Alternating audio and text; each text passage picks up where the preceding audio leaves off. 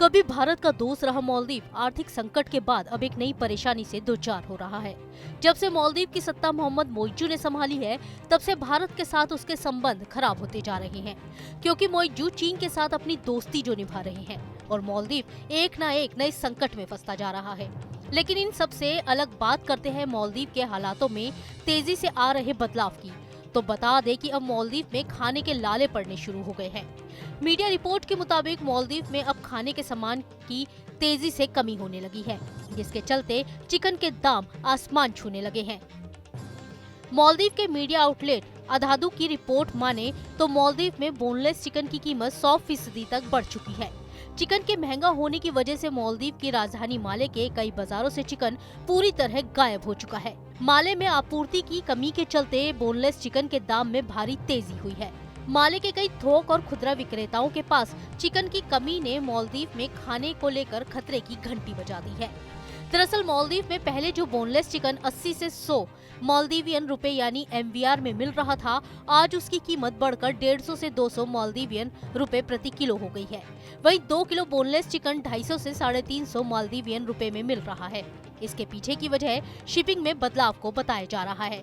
Media report के मुताबिक मालदीव में ज्यादातर चिकन ब्राजील से आयात किया जाता है, जो दुनिया में सबसे बड़ा चिकन सप्लायर है।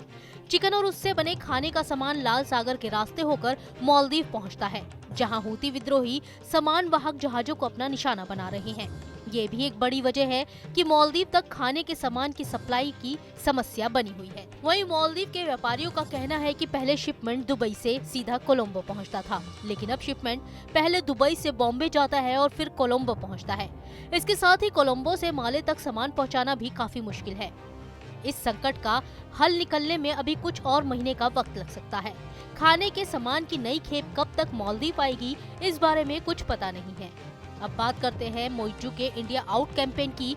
तो इंडिया आउट कैंपेन की वजह से बड़ी संख्या में भारतीय शिक्षकों के मालदीव छोड़कर चले जाने से वहां स्कूलों में पढ़ाई की मुश्किलें हो रही हैं। इसके अलावा वहां स्वास्थ्य सेवाओं पर भी बुरा असर पड़ा है, क्योंकि जिन भारतीय सैनिकों को इंडिया आउट कैंपेन के चलते मालदीव से जाने के लिए कहा गया था, वो भारतीय सैनिक वहां पर लोगों के लिए स्वास्थ्य सेवाएं देने का काम कर रहे थे।